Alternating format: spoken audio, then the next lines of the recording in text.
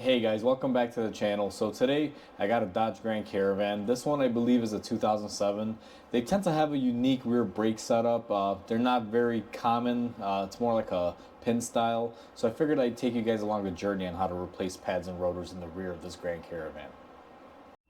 Before we begin this video, guys, I just want to mention that there is a lot of construction going on outside the shop on the street, and you will be hearing a few noises in this video. I apologize in advance. There's just nothing that I can do with the city workers. You'll hear constant trucks beeping and things of that nature.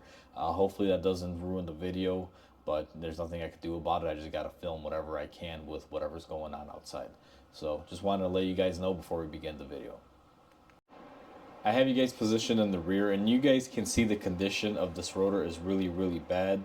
This thing has a nice rust ring all the way around it, and if you feel it, and I know the camera won't pick this up, this has like a groove here, kind of like a gorge. It's almost like it's flat, starts going down, and then comes back up. So this thing has probably had a few brake pads on this rotor, and it's time to just replace it. This thing is far gone. So these tend to use a really weird style, kind of like a Ford van that I did, a couple of videos ago, guys. These don't use standard bolts. If you guys can see here, they use these brake pins.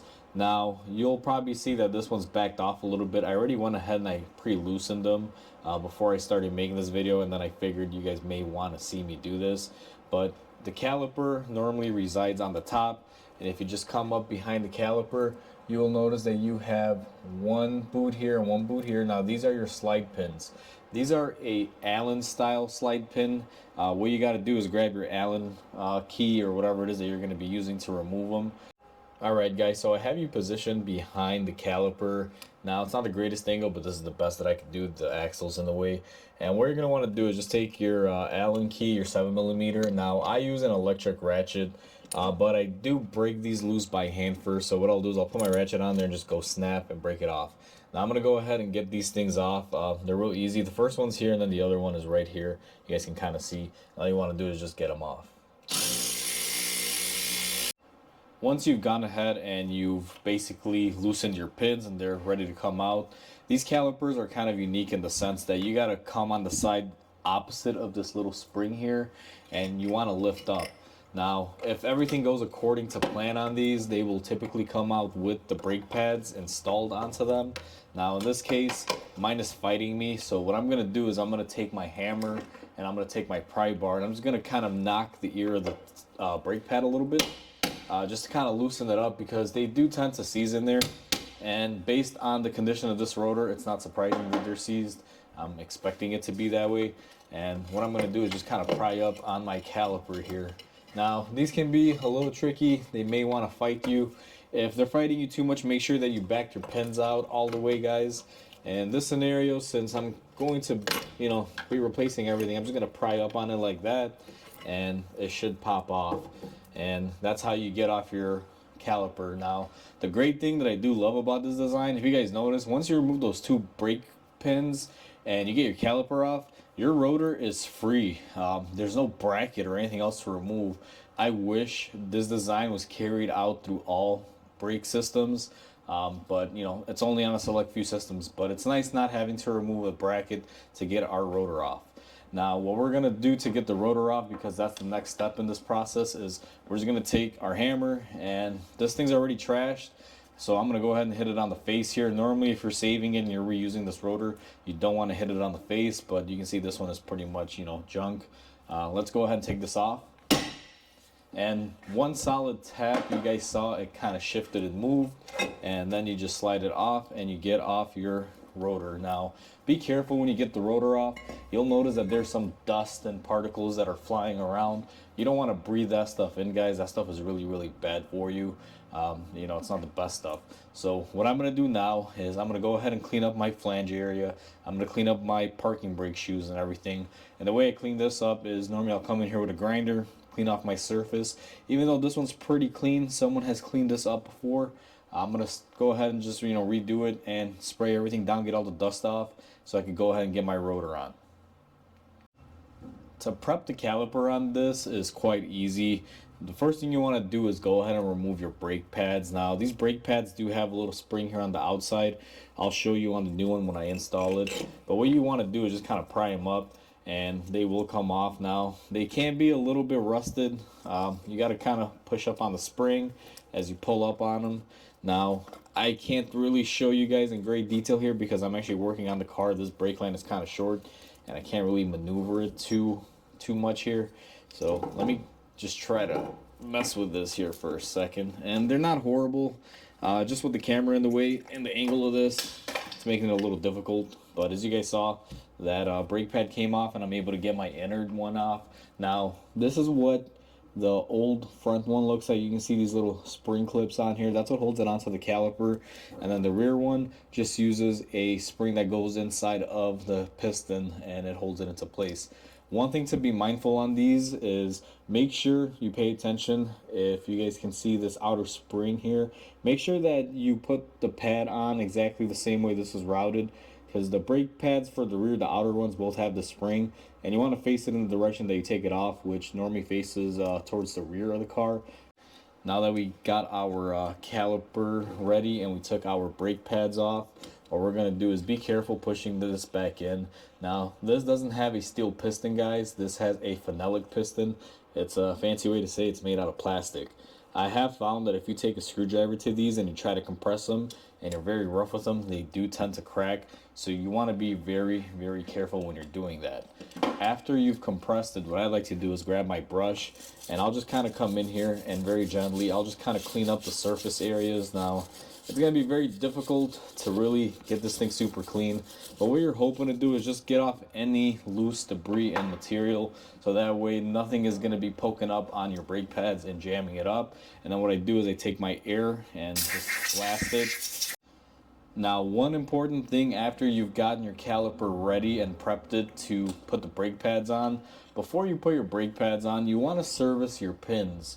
Now, these are not conventional style pins, and these may be a little difficult to show. Let me try to prop up the caliper here. And if you notice, I'm trying to spin these by hand. They don't spin that easy. I'm going to use my ratchet. I'm going to take these off. And the way I take them off is just by using the reverse function, guys, and it will come off and slide up. Now, this is what the pin looks like on these, and these normally don't get greased up. They're supposed to slide in there fairly easy. Sometimes some brake pads will come with these new boots and you can replace those. However, the ones that I have that were supplied to me, they don't have that. So unfortunately, I can't replace that. So in this scenario, what I'm going to do, because I do need these pins to slide in and out, and you can't really grease the, outer sides of it because this thing is out in the elements, I'm going to take my lube and I'm going to go inside the boot area where this pin would normally live in, and I'm just gonna go ahead and grease it up, make sure that I have enough grease in there. Now, you don't want to go too heavy on it, you just want to put enough, and I kind of cleaned it up there so we don't have too much excess. But you do want to have some sort of lube on here. Now, some people will probably say you can take these and clean them up on a bench grinder and things like that. These pins are usually some sort of a finished surface. You do not want to take them to a grinder and take off the finished surface because they may start rotting and rusting. So I definitely don't recommend you grind these things down. And now I'm removing my second pin, and same thing, guys, just take your lube here. If you have one of these little brushes when you're doing the lube portion, it's very, very convenient. Now, the reason why I put the grease inside of the boot and not on the pin is because if you grease this pin and you push it in, what'll happen is it'll just kind of clean away the grease. At least if you put the grease on the rubber bushing, it will have a tendency to hold it. And now you guys can see these things slide very, very easily. That was very difficult to kind of show you, but you can see I can move these with my finger. And these normally do have a little bit of bite to them. They don't just necessarily, freewheel very easily. They do give you a little bit of run for your money. Now what I'm going to do just for ease of installation is once you push your pin in, I take my thumb and I just push it in to the point where it's level. And the reason why you want to do that is when you push in your caliper onto the little holder or bracket, whatever you want to call it, if this pin is sticking out, it's not going to allow you to be able to set the caliper back into place. Alright guys, so my camera wasn't recording, but I started greasing up my caliper. I'll just reiterate here for you. You're going to want to take a grease and you're going to want to put some on the piston portion of your caliper, and you also want to put some on the ears here that will hold the brake pad in. Now, you don't want to go crazy here and put a whole bunch. You want to get it wet, with enough grease just to help lubricate it and keep things moving and sliding. What I find is if these things aren't lubed up, sometimes you will have a little bit of noise. But needless to say, the lube does run out after a while. It's not always going to be on there forever. So it's just a mindful thing to do. When you do your brake services and you're inspecting your brakes every few thousand miles, you can always re-lube them. That's what we used to do at the dealer. What I like to do on my personal cars is around every 10 or 15,000 miles or once a year, I'll open up my caliper, I'll push in the piston, I'll re-grease everything, make sure my pins are greased up, clean everything up, and just put it back together. It's a good way to save on brakes in the future, because that way you're not replacing your brakes every year or every 2 years. You're actually going to get a good life out of them. People that don't do that, and I know it's not very common among a lot of people, because no one wants to pay a mechanic a standard brake hour.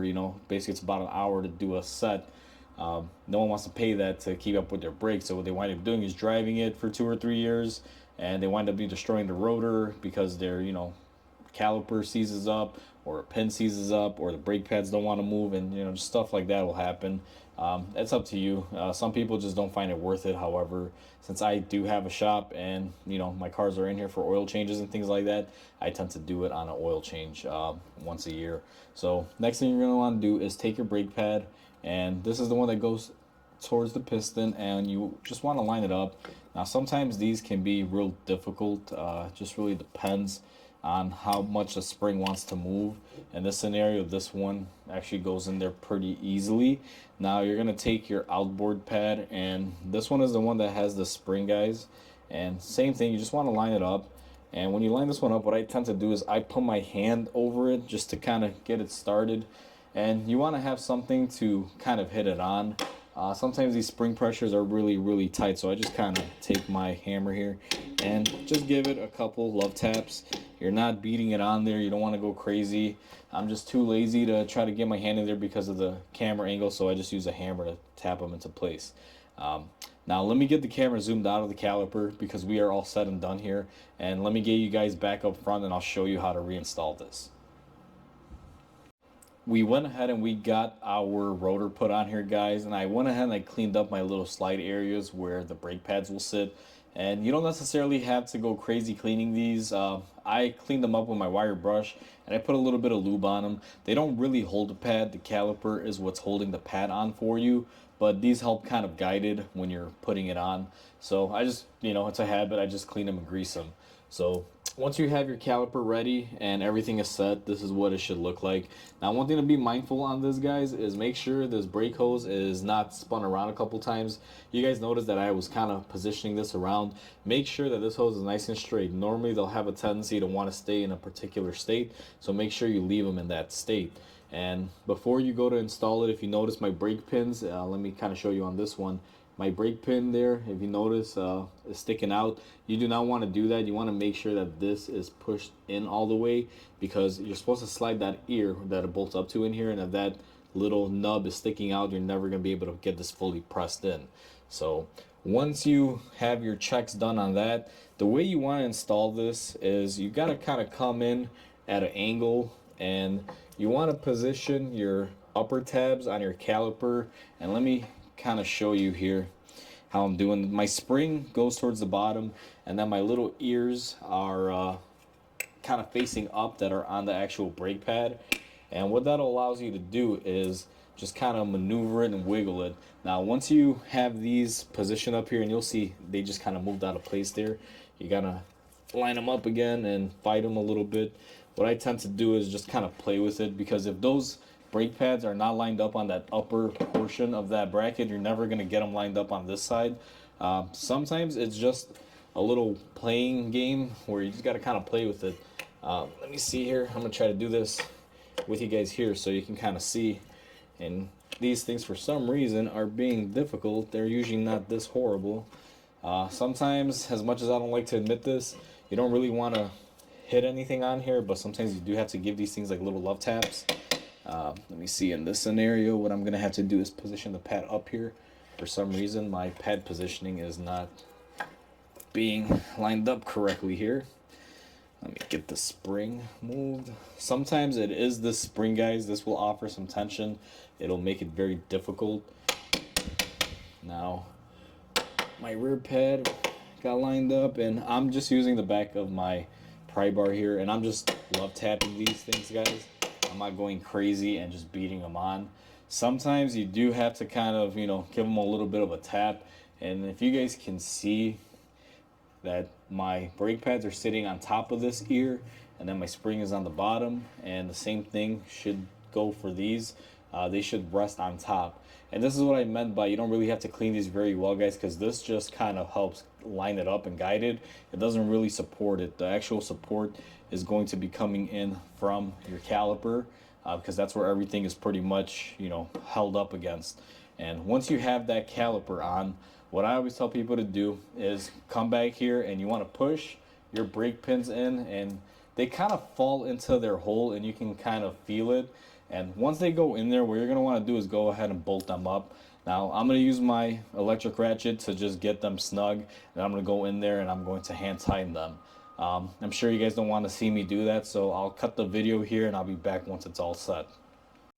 Alright guys, so we are pretty much done on this Dodge Grand Caravan. Now, this style brakes isn't limited just to the Caravan. It applies to a lot of Chrysler minivans as well, as long as they're in the same era, which this body style ran for quite a few years. I believe it started off early 2000s and carried all the way out to the end of the 08s, I believe, is when they changed the body. So this will apply to quite a few of them. If you have the same exact car, just go ahead and copy what I did here, and you'll be having your brakes done in no time.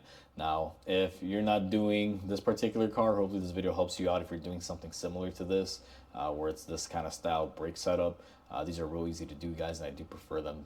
They're a peach in my book. I really do love them. Quick, easy, and simple. They give you a lot of room. It's right up top, and you got access to it. So this is a mechanic's dream here when it comes to brakes. They're nice and easy. With that said, guys, hopefully you guys found this video useful, and if you're not planning on doing this, hopefully this was entertaining for you guys and you guys can see how brakes are done on these minivans. And with that said, please comment, like, and subscribe. It'll definitely help my channel grow. I just want to say hope you guys have a wonderful day, and I'll catch you guys on the next repair.